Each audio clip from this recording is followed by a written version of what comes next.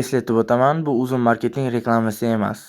Xo'p, mana Uzun Marketdan qilgan buyurtmam keldi. Beacon brendidan kompyuter tizim blok korpusi va T-Wolf brendidan klaviatura. Sichqonchasi hali qutining ichida, yangi ochilgan mana quti.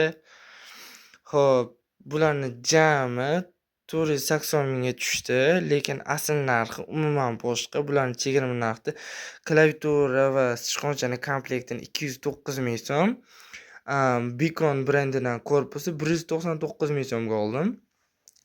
Xo'p, bularni asl narxini aytadigan bo'lsam, klaviatura 490 ming, Beacon brendidan kompyuter tizim bloki 300 ming so'm. Uzun Marketdan yozgi aksiya tufayli anchagina qulay narxga va pulim tejagan holda yaxshigina narsalar oldim va buni tovush chiqarishini qarang.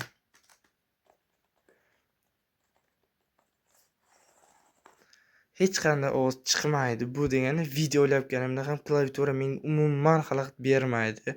Faqatgina sichqonchasi juda ham mazza qiladigan darajada o'ta zo'r ishlangan ekan.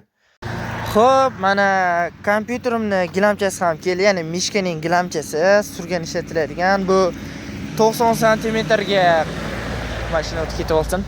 Bu 90 sm ga 40 sm lik.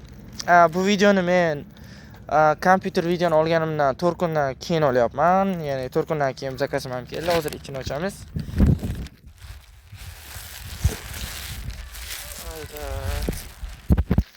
Mana ko'rinishi anime uslubda, animeshnik bo'lganim uchun anime uslubda olib kelganman. Zakaz berdim, Uzun Marketdan buni olib kelishdi.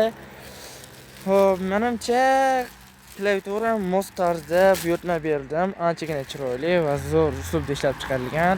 Hattoki yumshoq, ustidan ham sezilib turibdi. TVda montaj qilganini qo'yib yuboraman va kompyuterim to'liq kelganda albatta sizlarga ham ko'rsataman.